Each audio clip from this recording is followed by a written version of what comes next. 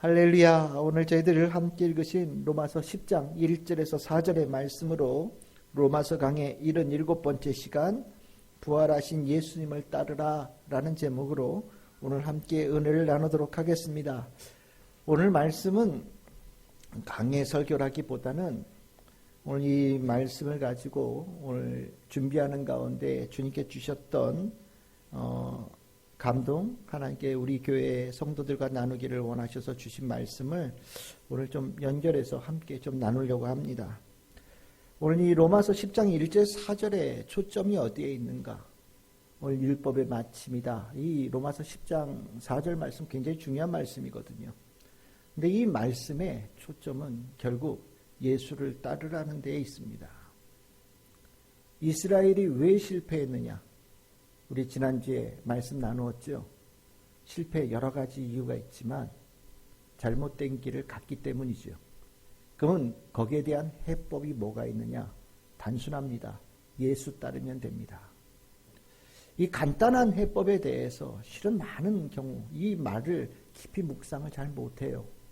저 또한 예수를 따르라는 이 말씀이 너무 간단해서 도대체 예수를 따르라는 게 도대체 뭔가?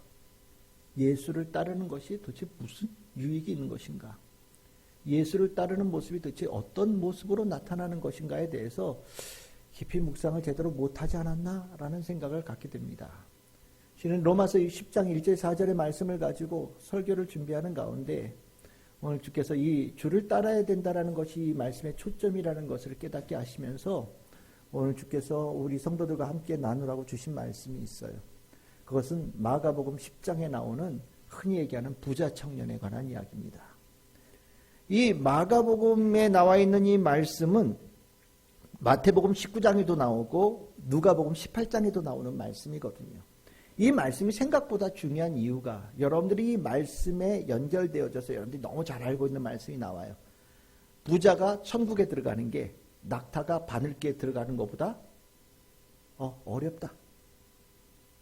그러니까 이 구원받음에 대한 이야기가 나오다 보니까 이 말씀에 대해서 초점을 갖게 되는데 그 말씀이 나오게 되어진 계기가 이 부자 청년과 예수님 사이의 대화 가운데 나오거든요. 그러면 이 부자 청년과 예수님 사이의 대화에 대해서 세 복음서에서 다 적고 있다라고 하는 것은 이 복음서가 우리가 유독히 정말 눈을 동그랗게 뜨고 마음에 새겨야 될 메시지가 중심 메시지가 있다라는 것을 얘기하는 겁니다. 그게 뭐냐? 오늘 이 이야기를 보면 어떤 한 청년이 예수님 앞에 막 달려옵니다. 예수님 앞에 달려왔다 마가복음 10장 17절에 보시면 그렇게 나와요. 예수께서 길을 가실새 한 사람이 달려왔다라고 얘기를 해요. 어떤 모습으로 달려왔을까요? 굉장히 급한 마음으로 달려온 거예요. 여러분들 웬만하면 달려가지 않잖아요. 뭐 대단히 급한 일이 있다고 막 누구 만나려고 막 달려가지 않잖아요. 근데 이 청년은 예수님 만나려고 전력을 다해서 달려온 거예요. 그만큼 급한 거고요. 그만큼 뭔가 심각한 문제에 봉착한 겁니다. 이 청년이 열심히 달려와서 예수님 앞에 무릎을 꿇고 엎드려요.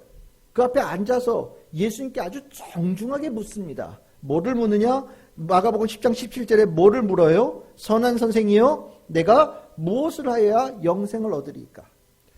실은 이 청년에게는 아주 심각하게 다가오는 삶의 문제가 있었던 거예요. 영생을 얻는 것.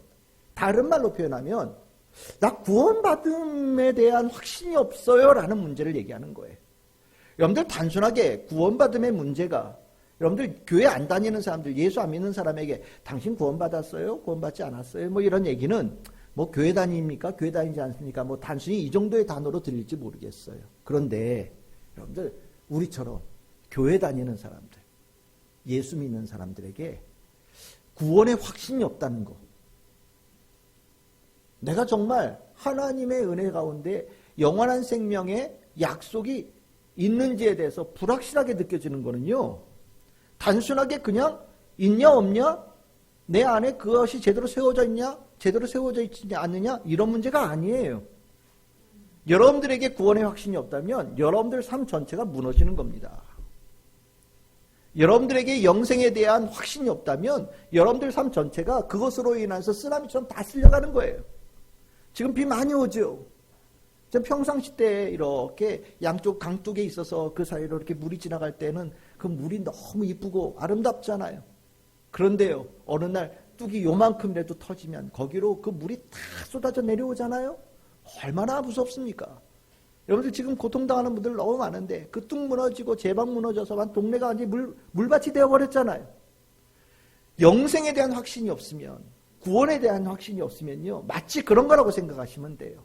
여러분들의 인생에 구멍이 뚫리고 완전히 여러분들의 삶이 완전히 쓸어 내려가는 그런 위기를 갖는 거예요. 이 청년, 참이 청년인데 이런 질문을 할 수 있다는 게 대단하죠. 이 청년, 이 굉장히 귀한 청년입니다. 어쨌든 이 청년이 예수님께 이 영생에 대해서 물어봤다는 거 굉장히 중요한 의미를 가지고 있는 거예요. 구원받음에 관한 문제니까요. 여기에 대해서 이 예수님이 이 청년을 어떻게 봤을까? 실은 전 개인적으로 좀 궁금한데 오늘 성경에서는 이 찾아온 예수님에 대해서 예수님은 이 청년을 아직 정확하게 다 받아들이지 못하신 것 같아요. 그래서 답을 어떻게 주셨느냐? 19절에 이렇게 나옵니다. 내가 계명을 안 하니 뭐 이러면서 우리가 익히 알고 있는 십계명의 말씀들을 쫙 이렇게 얘기해 주셔요. 한마디로 얘기해서 율법 지켜라 이런 얘기 하시는 겁니다. 율법 지키는 거, 이제까지 유대인이라고 하면은 누군지 예상할 수 있는 답변이에요. 뭐 정말 구원받기를 원하면서도 율법도 지키지 않고 하나님 말씀도 소중히 여기지 않는 유대인이라면 실은 영생받고 구원 얻는다라기를 원한다라는 것은 뭐 조금 나쁜 말로 표현하면 도둑놈 심보랑 비슷한 거죠. 아무것도 안 하고 그냥 좋은 것만 받겠다, 뭐 거저 받겠다라는 그런 심보하고 똑같은 거예요. 만약에 여기서 얘기가 끝났다, 그럼 성경에 안 나왔을 거라고 저는 생각합니다. 만약에 여기서 끝났다. 그런데 이 청년이 그 다음에 대답이 이제 진짜 시작인 거예요. 예수님께서 예상하지 못한 답을 이 청년이 한 거예요. 뭐라고 그러냐? 20절입니다. 뭐라고 얘기합니까? 우리 같이 한번 읽어봅시다. 시작. 그가 여짜오되 선생님이여 이것은 내가 어려서부터 다 지켰나이다. 이 청년 대단하죠. 어려서부터 다 지켰대요. 아니 나중에 보면 부자이기도 해요. 어릴 때부터 부자였으니까 부모님이 부자였겠죠. 그렇죠? 돈도 많아요. 믿음도 좋아요. 거기다 삶에 대해서 진지함도 있어요.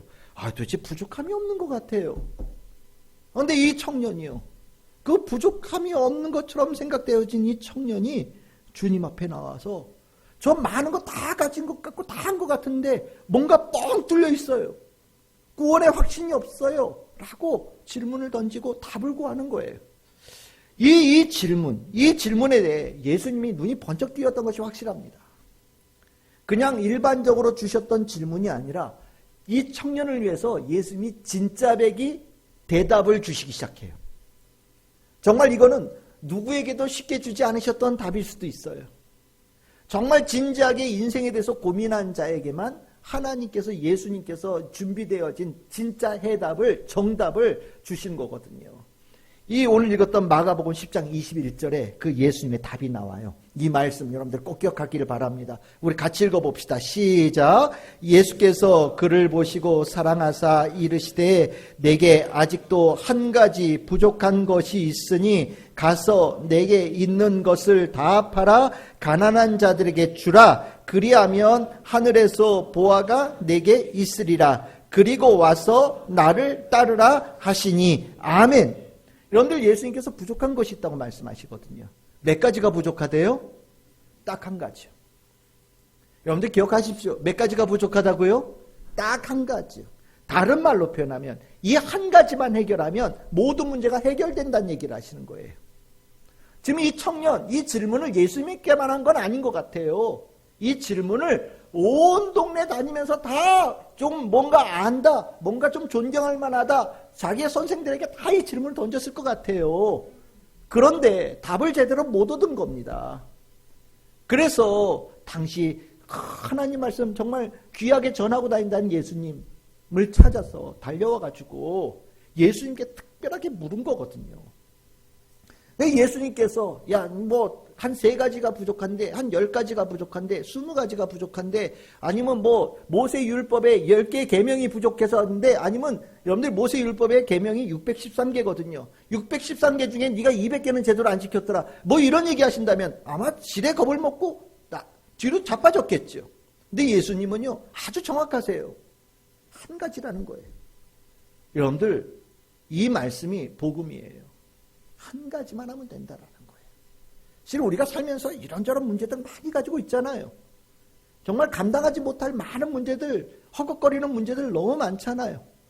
저도 가끔 이렇게 혼자서 이렇게 기도하고 묵상하고 있으면 삶의 무게가 이렇게 짓누른다는 느낌을 계속해서 들거든요.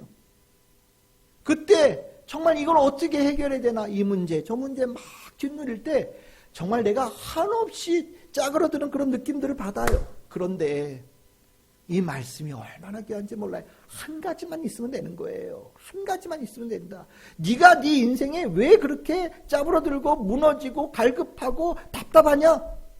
10가지가 부족해서가 아니다. 딱 한 가지 부족해서다. 라고 예수님께서 말씀하시는 거예요. 그 한 가지의 초점이 어디에 있을까요? 예수 따르라는 겁니다. 나를 따라라 라고 얘기해서 하신 거예요. 나를 따르기만 하면 네가 가졌던 모든 삶의 문제를 해결할 수 있다는 거예요. 다른 말로 표현하면 예수 따르는 것을 몰라서 문제가 있었다는 걸 얘기하시는 거거든요. 실은 이 답이 우리의 눈에 제대로 보여야 돼요. 예수 따르라는 것이 네가 부족한 그 한 가지다라는 그 예수님의 말씀의 초점을 제대로 알아야 됩니다. 우리는 실은 예수 따르라는 것이 저 뒤에 있어가지고요, 그 앞에 있는 것들이 더 크게 보이거든요. 네가 가진 게 많은데 그 가진 것을 다 팔아야 된다. 이게 우선되어야 된다. 그리고 나서 나를 따르거라. 우리 생각에 어떤 게 초점일 것 같아요? 내가 가진 거 다 팔으라는 것이 초점이 아닐까라는 생각이 들어요. 그리고 나면 나를 따르라는 것은, 예수를 따르라는 것은 저 멀리 있는 단어처럼 느껴진단 말이죠. 그런데 그렇지 않아요. 예수님께서 하신 말씀은요, 나를 따르는 게, 예수를 따르는 게 초점에 있는 거예요. 그 초점에 걸림돌이 되어지는 것, 방해물이 되어지는 것이라면 치우라는 겁니다. 만약에 이 청년이 너무 잘생겼어. 너무 잘생겨서 수많은 여자들이 쫓아다니는 그런 영화배우 같은 사람이라고 합시다. 그러면 예수님께서 이 청년에게 뭘 요구하셨을까요?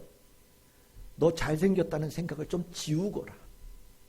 많은 사람들에게 인기 끄는 것에 대해서 네 마음을 버리거라. 아마 그렇게 요구를 하셨을 거예요. 만약에 이 청년이 높은 지위에 있는 많은 권력을 가진 사람이었다라고 한다면 예수님께서 이 청년에게 뭐라고 얘기하셨을까요? 그 권력 내버리거라. 나를 따르는데 그 권력이 걸림돌이 될 수 있으면 그 권력을 일단 내려놓고 오거라 라고 말씀하셨을 거예요. 그러니까 여러분들 이거 돈 얘기로 듣지 않으시기를 바랍니다. 우리가 돈에 관심이 많잖아요. 세상에서 제일 큰 소리가 뭐라고요? 길에 떨어지는 동전 소리래잖아요. 그 복잡한 사거리에서도 동전 떨어지는 소리는 다 듣는 데잖아요. 그런데요, 이 성경 말씀 그렇게 읽으면 안 돼요. 예수 따르는 게 예수님의 초점이에요. 이게 답이에요. 이것이 없어서 네가 문제고 이것만 되어지면 답을 얻는다라고 예수님께 가르쳐 주신 거예요. 그런데 이 예수님께서 나를 따르라고 하는 이 말씀 참 이해하기 어려운 말씀인 것 같아요. 굉장히 간단한 말씀인데 이것만큼 멀리 느껴지는 단어가 없거든요. 우리만 그러냐? 아니에요. 이 청년도 그랬어요. 예수님께서 나를 따라라. 너 그렇게 달려왔잖아. 그 달려오는 속도로 날 따라오면 돼. 라고 예수님께서 말씀하신 건데, 예수님 찾아올 때는 막 전력을 다해서 달려서 엎드렸던 청년이 예수 따르라는 그 말에 있어서는요, 왠지 모르게 주저해요. 참 희한하죠. 22절에 보시면 이렇게 얘기합니다. 그 사람은 재물이 많은 거로 이 말씀에 인하여 슬픈 기색을 띠고 근심하여 갔다. 아마 이 재물을 팔으라는 이 말에 이 청년의 마음이 덜컥 내려앉은 것 같습니다. 거기에 꽂힌 거죠. 예수님의 말씀은 그게 아닌데. 근데 이게 이 청년만 그랬냐? 아니에요. 그 곁에 제자들이 쫙 같이 있었거든요. 이 곁에 제자들이 같이 있는데 청년한테 예수님께서 하신 말씀을 이렇게 들으면서 뭐가 이렇게 어려워? 예수님을 따르는 예수님께서 저 청년에게 왜 이렇게 어렵게 답을 주셨지? 저렇게 도대체 저래가지고 예수를 따를 수 있는 사람이 도대체 몇 명이나 될까? 100명 중에 한 명이나 될까? 아마 자기네들끼리 수근수근 거린 것 같아요. 그래서 여러분들 마가복음 10장 26절에 제자들의 말입니다. 제자들이 매우 놀라 받아들이지 못했다는 얘기죠. 서로 말하되, 혼자 얘기한 게 아니에요. 그 12명이 앉아서 다들 수근수근 똑같은 얘기로 한 목소리를 냈다라는 거예요. 뭐라고요? 그런즉 누가 구원을 얻을 수 있는가? 참 예수님은 나를 따르라는 아주 딱 한 가지 정확한 답을 주셨는데, 이 답으로 여기지 못하는 청년들과 제자가 이 자리에 있었다라는 거예요. 여러분들, 예수님께서 주신 이 답, 어려운 답입니까? 예수님께서 이 청년에게 네가 가진 재물 다 팔고 나를 따르라고 하신 이 말씀이, 야, 그거 생각하지도 마. 네 주제에 무슨 영생이야. 너 영생 그렇게 쉽게 얻을 수 있는 거 아니야. 꿈도 꾸지 마. 이런 어려운 말씀으로 주신 걸까요? 너는 영생이라는 게 해당되지 않아. 그것은 아무나 가질 수 있는 게 아니야. 너는 불가능해. 라고 그를 좌절시키기 위해서 주신 말씀일까요? 그렇지 않아요. 예수님께서 나를 따르라고 하신 이 말씀은요, 세상 쉬운 말씀으로 주신 거거든요. 다른 거 다 필요 없어. 딱 한 가지만 하면 돼. 그러면 내가 너에게 모든 영적 갈급함, 영적인 모든 목마름을 내가 다 채워줄게. 라고 예수님께서 그를 위하여서 주신 말씀이 이 말씀이거든요. 아까 그 청년에 대해서 우리 아까 기억나십니까? 예수님께서 이 청년을 어떻게 생각하셨냐? 사랑하는 마음으로. 사랑하는 마음으로 그에게 답을 주셨다라고 얘기를 해요. 젊은 청년이 영생을 구하는 문제로 예수님 앞에서 나와서 묻는데 얼마나 이뻐 보였겠어요. 얘 정말 대단한데? 내 제자 삼으면 딱일 것 같은데? 어떻게 젊은 나이에 그런 질문을 던지지? 너무 이뻐! 그러면서 예수님께서 정말 가장 귀한 답을 그에게 전해주신 거거든요. 그런데 이 귀한 이 쉬운 답을 가장 어렵게 느낀 거예요. 그래서 예수님께서 답답하시죠. 왜 가장 쉬운 거를 가장 어렵게 생각하지? 예수 따르는 것을 왜 가장 어렵게 생각하지? 어렵게 생각하지 마! 라고 얘기하시면서 주신 말씀이 마태복음 19장 26절에 나옵니다. 같은 병행 본문인데 마태복음에 좀 더 분명하게 나와요. 우리 같이 한번 읽어봅시다. 시작. 예수께서 그들을 보시며 이르시되 사람으로는 할 수 없으나 하나님으로서는 다 하실 수 있느니라. 아멘. 여러분들, 예수님께서 나를 따르라 하신 그 말씀이 여러분들의 힘으로 예수를 따르라고 하신 말씀으로 들리십니까? 만약에 그렇다면 여러분들의 힘으로 예수를 따르려고 한다면 우리 속된 말로 가랑이 찢어질지도 몰라요. 예수님 막 머리부터 발끝까지 막 존귀함이 줄줄 흐르고 머리부터 발끝까지 거룩함이 꽉 차 있고 예수의 말씀 하나하나가 너무 귀하고 그의 그 삶은 하루하루가 경건하고 하나님의 영광을 드러내는 삶이에요. 근데 나는요, 입만 열면 이상한 소리 하고 있고 내가 오늘 하루 사는데 얼마나 많은 죄를 졌는지 모르고 내 생각 끊임없이 뭔가 이상한 것들이 머리를 왔다 갔다 하면서 예수님의 이응자 나는 근처도 못 갈 것 같다는 생각이 막 들잖아요. 만약에 그러면 예수 따르는 거는 불가능한 일입니다. 그런데 예수님께서 나를 따르라고 하신 그 말씀은요, 우리의 힘으로 따르라는 말이 아니에요. 너는 나를 따라오면 나머지는 누가 하신다? 하나님이 하신다. 예수님이 해주시겠다. 라는 뜻으로 하신 말씀이거든요. 그런데 이 말을 이해를 못해가지고 청년도 슬픈 기색을 띠고 근심하며 집으로 돌아가고 제자들도 그렇게 예수님 따라다녔는데 예수님 말씀 제대로 이해 못하고 도대체 우리는 구원받을 수 있을까? 이런 소리나 하고 있는 정말 이상한 일들이 벌어지는 거예요. 여러분들은 예수님께서 나를 따르라는 이 말씀을 어떻게 듣고 계십니까? 세상 어려운 말, 세상에서 가장 힘든 일, 정말 나는 죽었다 깨어나도 불가능한 일처럼 느껴지십니까? 이것이 우리의 만약에 현실이라고 한다면 우리 정말 불행한 거예요. 유대인들이 가졌던 모든 실패의 이유가 우리 안에 똑같이 있는 겁니다. 유대인들은 어떻게 의를 얻으려고 했습니까? 자기의 능력으로, 율법의 행위로, 자기의 힘으로 얻으려고 한 거예요. 그런데 하나님은요, 그래가지고는 백날 있어봐야 너희들 성공할 수 없다라고 얘기하신 거거든요. 근데 예수를 따르라는 말에도 우리 머릿속에는 하나님의 은혜, 예수의 은혜를 내가 받고 가면 돼 라는 생각으로 그걸 접근하면 좋은데, 난 예수 따르라는 말이 설교를 들을 때마다 늘 부담되어지는 말이야. 예수 따르라는 말이 이 세상에서 제일 걸림돌처럼 느껴져. 예수 따르라는 말이 내 인생에 부딪히는 돌처럼 느껴진다면 실은 우리는 예수의 은혜에서 구원받은 자로 이 자리에 있지만 하나님의 의의를 얻는 데 실패한 유대인처럼 우리는 신앙생활을 하고 있는 거예요. 내가 올바르게 신앙생활하고 있는 거 아닌가는 예수를 따르라, 나를 따르라는 이 예수님의 말씀을 어떻게 듣고 있느냐가 관건이 되는 겁니다.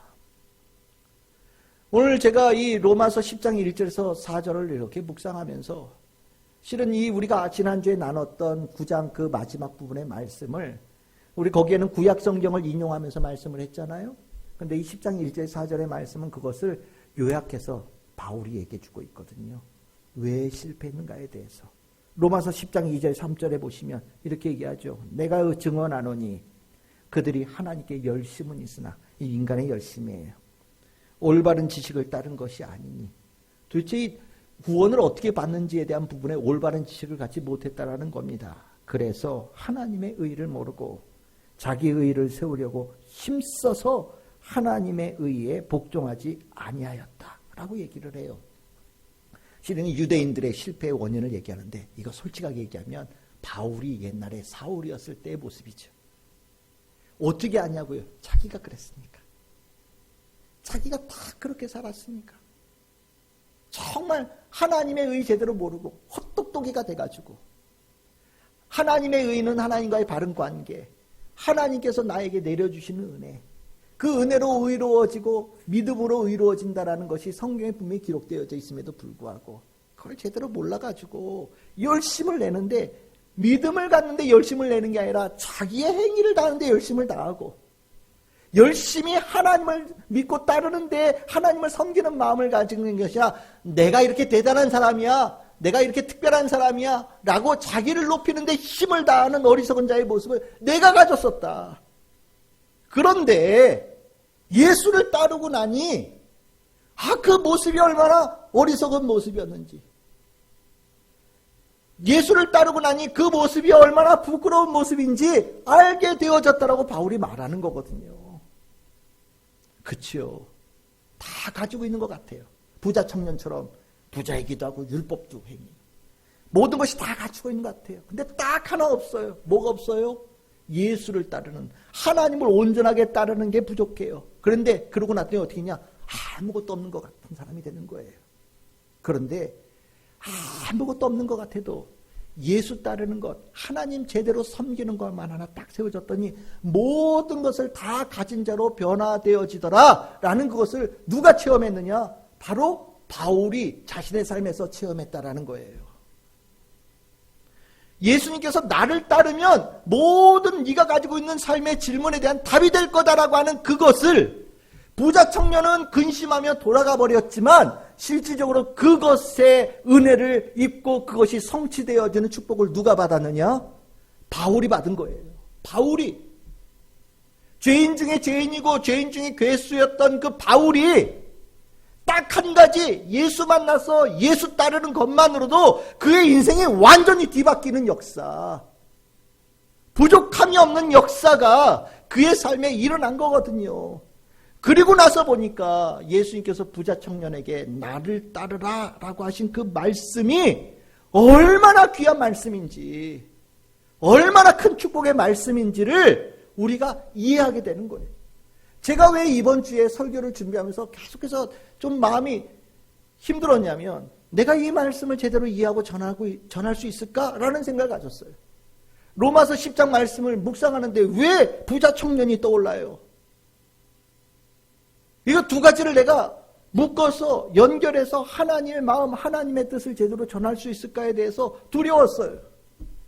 그래서 오늘 아까 계속해서 나 오늘 설교 제대로 할 수 있을지 모르겠어요 라고 계속 근심하면서 돌아다닌 거예요. 근데 반대로 얘기하면 이것이 우리 교회에 정말로 오늘 우리 성도님들에게 하나님께서 주시고자 하는 말씀인 것 같아요. 그래서 내가 준비하지 않았던 말씀 그것을 떠올리게 하시고 연결시키셔서 우리 성도들에게 전하게 하신 거죠. 그러면 사도 바울 그 예수 만나서 무엇을 알았냐? 예수를 따르게 되어서 뭐를 알게 됐느냐? 핵심이지. 아까 몇 절이 핵심이라고 그랬어요? 4절이 핵심이라고 그랬습니다. 로마서 10장 4절. 성경에서 우리가 이렇게 표처럼 우리가 이게 복음 중에 복음이라고 하죠. 중요한 말씀, 슬로건, 캐치프레이즈처럼 이렇게 걸어놓는 중요한 말씀 중에 로마서 10장 4절 말씀이 빠지질 않아요. 그만큼 중요한 모든 것들을 잘 응축시켜서 한 문장에 넣어놓은 선언이다라고 생각하시면 돼요. 그러니까 우리 로마서 10장 4절 말씀 우리 한번 큰 소리로 합독하도록 합시다. 시작. 그리스도는 모든 믿는 자에게 의를 위하여 율법의 마침이 되시니라. 아멘. 율법의 마침이 되었다라는 것을 바울이 예수 그리스도를 만나고 난 다음에 예수 그리스도를 따르고 난 다음에 깨달은 거예요. 바울 보고 왜 예수를 따르게 됐냐라고 묻는다면 바울은 이렇게 대답하는 거예요. 예수님께서 율법의 마침이 되셨다. 나 그거 깨달았다라고 얘기하는 거예요. 실은 우리가 예수를 따라야 되는 이유가 있어요. 예수를 따라야만 하는 이유가 있어요. 예수를 따르면서 그 받는 축복이 있거든요. 그 축복 이유를 바울은요 10장 4절 한 절에다 다 집어넣어 놓은 거예요. 만약에 여러분들이 내가 예수를 아직 따르는 것, 나를 따르는 예수의 말씀에 주저주저하고 있는 분들이 있다면 오늘 이 10장 4절의 말씀 속에서 사도 바울이에게 전하고자 하는 이 메시지를 잘 들을 수 있는 성도들이 되기를 바랍니다. 여러분들이 율법의 마침, 첫 번째 율법의 마침이라는 걸 알아야 되는데 율법의 마침이 뭐냐? 여러분들이 마침이라는 단어가 헬라어로 텔레오라고 하거든요. 근데 이게 다양하게 번역되는 단어예요. 뭐 끝이기도 하고 완성이기도 하고 목표가 되기도 하고 목적이 되기도 하고 결승점이 되기도 하고 성취가 되어지기도 하고 여러 가지로 되는 거예요. 한마디로 모든 것은 예수로 귀결되더라라는 것을 바울이 깨달았다라는 거예요. 여러분들 이거 알고 계십니까? 모든 것이 예수로 귀결되더라. 모든 것 위에 예수님이 계시더라. 뭐 여러 가지로 각자 막 뿔뿔이 흩어져 뭔가 열심히 가는 것 같은데 나중에 가다 보니까 다 예수 안에서 이것이 다 그 예수 앞에 모이더라. 뭐 이런 얘기를 하는 거예요. 그 중에 대표적인 게 뭐냐? 율법에 대한 얘기를 합니다. 여러분들 바울이요 예수 변화되어진 계기가 아주 간단하죠. 여러분들 너무나도 잘 알고 있는 얘기예요. 다메섹 가다가 예수님 만났죠. 그 예수님 만난 이야기를 바울은요 복음 전할 때마다 해요. 자기 얘기잖아요. 예수님 얘기가 아니라 내가 다메섹 가다가 예수님 만났어. 이 얘기 엄밀하게 얘기하면 바울 얘기잖아요. 그런데 이 얘기가 바울이 예수 복음을 전하는 초점이고 핵심이었어요. 왜요? 예수 만나면 이렇게 변화되어지는 역사가 일어난다. 어떻게 하냐고요? 내가 그 증거다. 라는 것을 가는 데마다 얘기를 했어요. 여러분들 사도 바울이 나중에 여러분들 예루살렘 성전 들어가다가 막 소동이 일어났잖아요. 뭐 막 소동이라고 막 잡혀가고 막 이러는 과정 속에서 잠깐 그러면서 그 자기에게 막 욕하고 막 함부로 대하는 유대인들에게 설교한 적이 있단 말이죠. 그때 설교할 때 뭘로 시작하느냐? 다메섹에서 예수님 만난 얘기. 나중에 아그리빠 왕 앞에서 뭐 재판 비스무리한 걸 받으면서도 복음을 전할 수 있는 기회가 있어서 얘기할 때 뭐부터 시작하느냐? 다메섹에서 있었던 얘기. 그럼 다메섹에서 도대체 바울이 뭘 경험했길래 예수님 만났어요. 근데 이 예수님이 그냥 예수님이 아니죠. 어떤 예수님이십니까? 부활한 예수님이에요. 부활한 예수님을 만났어요.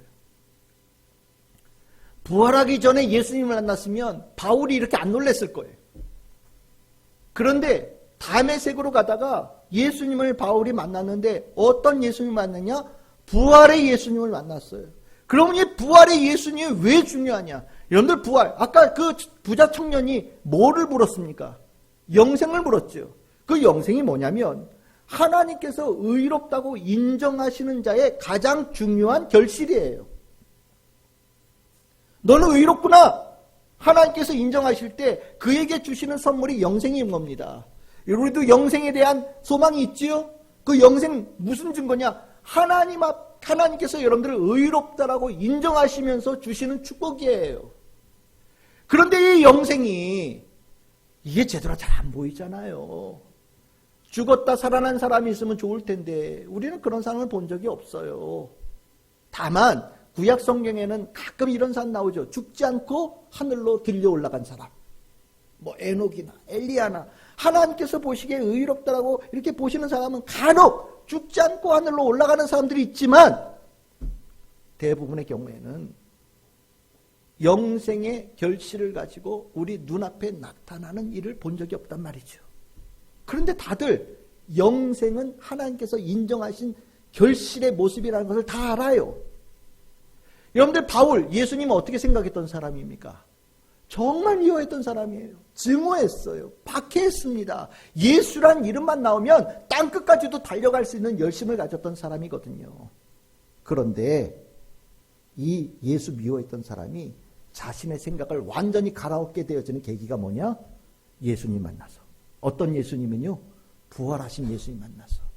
부활하신 예수님의 그것만으로도 모든 바울이 가졌던 생각, 모든 판단, 그 가진 모든 지식이 완전히 무너지게 되는 거예요. 왜? 내 눈앞에 영생의 모습으로 예수가 있잖아요. 내 눈앞에 예수가 부활한 모습으로 있다는 것은 무엇이냐? 하나님께서 예수를 인정하셨다라는 거예요. 하나님께서 예수의 손을 들어주셨다라는 겁니다. 예수가 의로운 자라고 하나님께서 완전히 도장 10개를 바바바바바박 정말 지워지지 않을 확증을 부어주신 거란 말이죠. 바울은요, 부활하신 예수 앞에서 모든 의심, 모든 질문, 모든 논쟁이 완전히 끝난 자가 되어진 거예요. 부활한 예수를 만나고 난 다음에 고백하는 거예요. 율법의 목적이 뭐예요? 의를 이루고자 하는 거였는데 진짜 의로움의 종착지에 도달한 분은 예수구나. 예수가 하나님께서 인정하신 그분이구나. 내가 잘 몰라봬서 예수를 가짜, 예수를 거짓말쟁이, 예수를 의에 이르는데 방해하고 회방하는 자라고 생각했었는데 아니구나. 예수는 진짜구나. 예수는 하나님의 아들이구나. 예수는 하나님께서 보내신 메시아구나. 예수가 유일한 의로운 자의 표본이구나 라는 것을 깨닫게 됐다라는 거예요. 그리고 나서 바울이 얘기한 거예요. 예수님은 율법의 마침이다. 더 이상 율법이 옳으니 뭐 율법이 더 낫니 뭐 모세의 율법이 더 우월하니 다 강아지 소리다. 부활하신 예수님 만나고 났더니 모든 것보다 위에 계신 분이 예수구나. 여러분들은 율법을 저 밑에쯤으로 여기실지 모르겠어요. 여러분들은 내 통장보다 율법이 더 밑에고 하나님 말씀 더 밑이라고 생각하는 분들도 계실지 모르겠어요. 율법보다 더 귀한 게 많다고 생각할지 모르겠어요. 근데 유대인들은 아니에요. 유대인들은 율법이 제일 위에 있는 거예요. 제일 위에 있는 거예요. 그런데 바울은 뭐라고 그래요? 부활한 예수님 만나고 났더니 예수는 율법보다 어마어마하게 위에 있는 분이구나 라는 것을 깨닫게 됐다라는 거예요. 이걸 어떻게 알았냐고요? 어떤 일이 있었길래? 사도행전 9장 5절입니다. 딱 한마디죠. 예수님께서 하셨어요. 나는 내가 박해하는 예수라. 어떤 분이 하신 말씀이에요? 예수님이요. 어떤 예수님이요? 부활하신 예수님이요. 그래서 바울이요, 예수 만나서 삶이 바뀐 거예요. 부활한 예수 만나면 삶이 바뀌는 거예요. 예수님께서 왜 나를 따르라고 명하시는가? 그 예수가 부활의 예수이시기 때문이에요. 부활하신 예수를 따르면요, 그거 하나 따르는 걸로 다 끝나는 거예요. 부활하신 예수 위에 내 인생의 집을 짓는 자는요, 무너지지 않아요. 부활하신 예수 위에 내 삶을 세우는 자는요, 그 예수가 주춧돌이 되어지고 기초돌이 되어져서 무너지지 않은 축복의 의로운 자의 삶을 주께서 선물로 주시는 거예요. 그래서 여러분들 이사야서 28장 16절 이 말씀 우리 같이 한번 읽어봅시다. 시작. 그러므로 주 여호와께서 이같이 이르시되 보라 내가 한 돌을 시온에 두어 기초를 삼았노니 곧 시험한 돌이요 귀하고 견고한 기초돌이라. 그것을 믿는 이는 다급하게 되지 아니하리로다. 아멘. 우리 로마서 9장 마지막에 이 걸림돌 거치는 돌 말씀 나왔었지요. 맞아요. 예수 모르면 예수를 걸림돌로 생각하는 자들은 무너질 거예요. 하지만 부활한 예수 만나면 부활한 예수가 얼마나 귀한 분인지를 알게 되지요. 예수 따라야 되느냐? 마땅히요.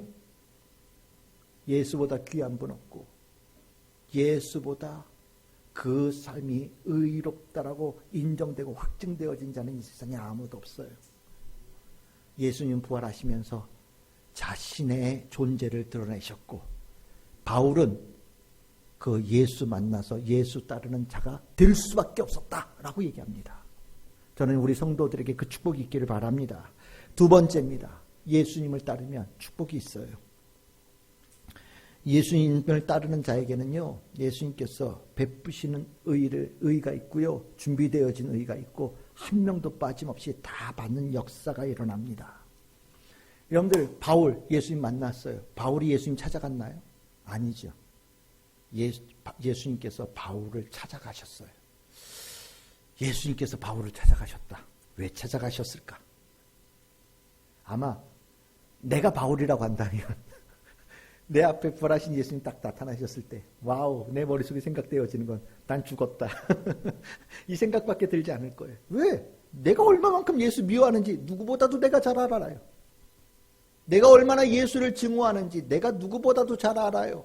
그런데 예수가 완전한 승리자의 부활한 모습으로 내 앞에 나타나셨어요. 그의 손에 칼이 들려 있어요. 권세가 들려 있어요. 나는 완전히 진 사람이에요. 완전히 패배자가 되는 거예요.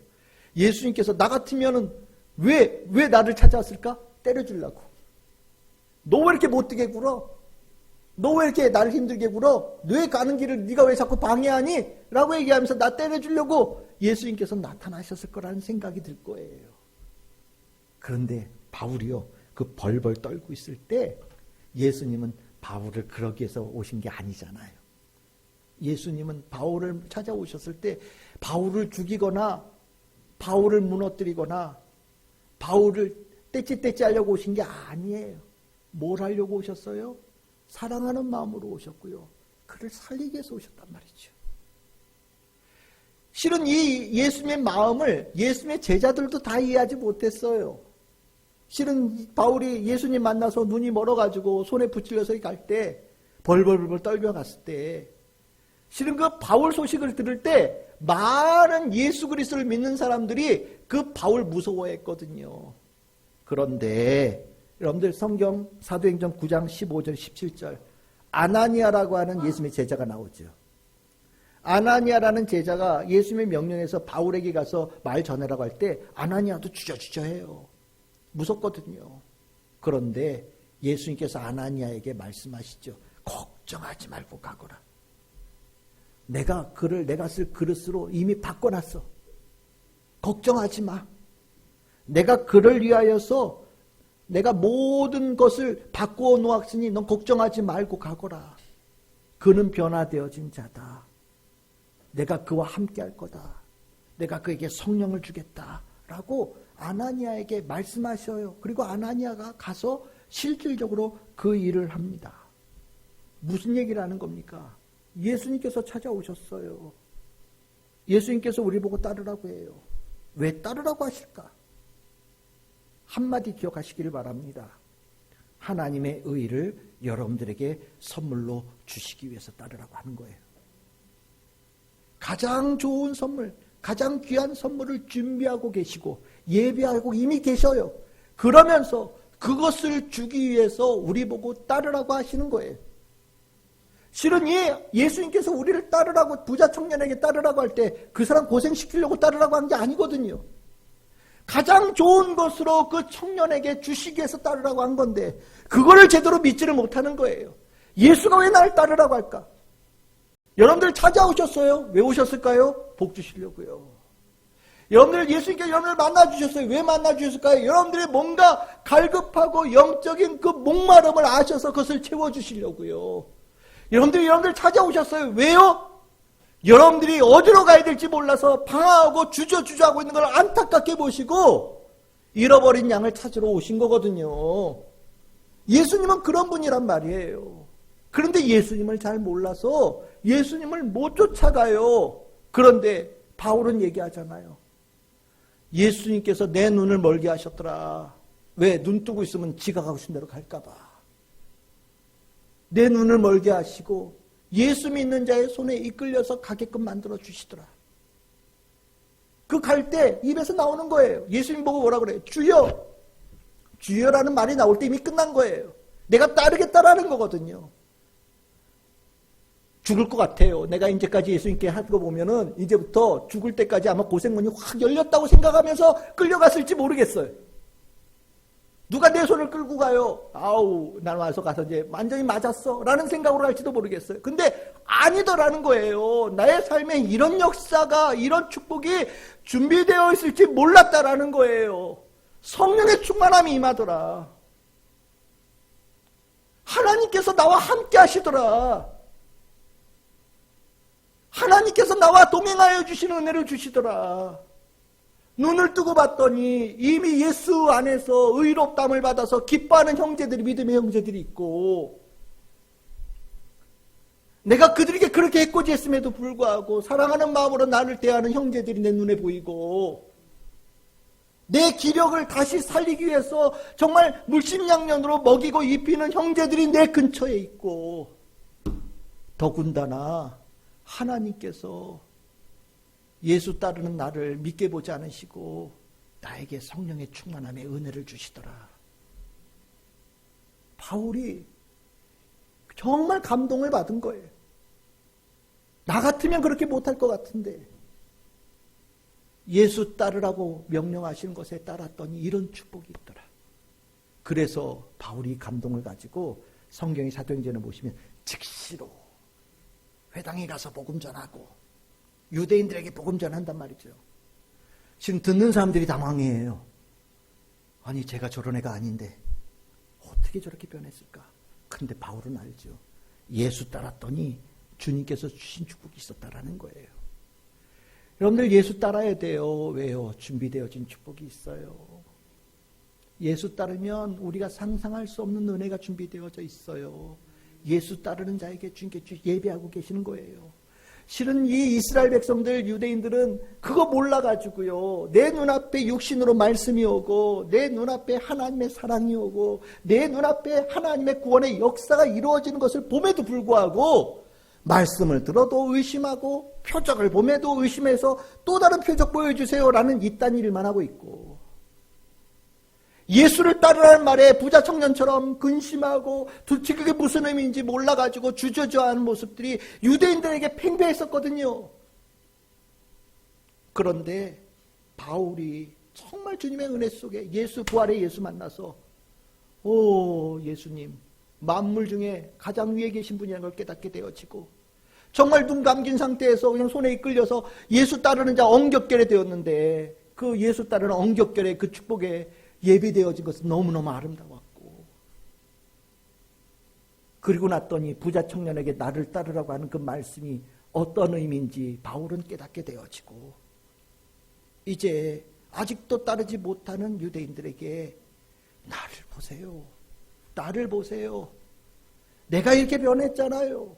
내가 어떻게 이렇게 변했을까요? 예수가 누군지를 알았거든요. 부활의 예수를 만났거든요. 엉겹결에 예수 따라하는데도 이렇게 큰 축복을 받았거든요. 이게 저에게만 주신 축복이 아니라 당신들을 위해서 주님께서 예비하고 계신 축복이에요. 그러니까 예수 믿으세요. 예수 따르세요. 주저하지 말고 예수님 따라 나서세요. 라고 전하는 바울이 된 거예요. 오늘 이 바울은요, 우리가 이 로마서 9장 시작할 때 그 얘기했었죠. 로마서는 믿음에 대해서 로고스, 파토스, 에토스의 세 영역으로 설명한다. 로고스, 도대체 이 믿음이 왜 중요한지에 대한 얘기를 설명하고, 우리 9장에서 11장에는 이 믿음의 파토스, 마음이 뭐냐, 그리고 이제 우리가 12장서부터는 그 믿음의 행위로 어떻게 나타나는 윤리적인 네토스가 뭐냐, 이 세 부분으로 설명했다라고 제가 말씀드렸잖아요. 바로 이거예요. 예수 따라서 복받은 자의 마음을 가지고 아직 주저하고 있는 이들에게 예수 따라도 된다라고 얘기하는 이 말, 이 마음, 이것이 바울에게 있었고 그것을 전하는 게 이 로마서 10장 1절에서 4절에 아주 응축되어져 나오고 있다라고 저는 여러분들에게 말씀을 전하는 겁니다. 참 인생이 힘들어요. 일 어떻게 살아야 될지 힘들 때 있어요. 하지만 걱정하지 마세요. 예수 따르면 돼요. 딱 한 가지, 두 개도 필요 없어요. 예수 따르면 돼요. 예수 따르면 뭐가 있을지 몰라서 걱정된다고요. 걱정하지 마세요. 예비되어진 축복이 있어서 여러분들 따르라고 하시는 거예요. 사랑하는 자에게 주께서 주시는 은혜의 권면이에요. 그 권면을 듣고 마음에 새기고 나설 수 있다면 여러분들은 수많은 문제를 가지고 있는 인생일지라도 예수 따르는 그것 하나로 그 모든 문제가 완전히 해결되어져서 주님께서 주시는 그 기쁨, 평안함, 성령의 충만함에 은혜 입은 자로 살아가는 성도가 되어집니다. 우리 참 즐거운 게 모든 성도들 부활하신 예수를 따르는 성도 되어지고 주저하지 말고 예수 따르는 성도가 되어지고 가장 좋은 곳으로 예배하시는 축복을 풍성하게 누리는 우리 성도들 다 되시기를 주님의 이름으로 축복합니다.